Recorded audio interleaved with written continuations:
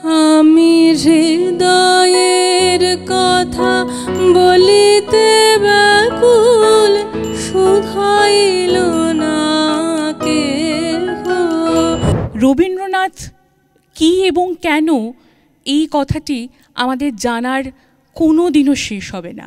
আকাশ বিহারী নিরদ বাহন চল, আছিল শৈল শিখরে শিখরে তোমার লীলা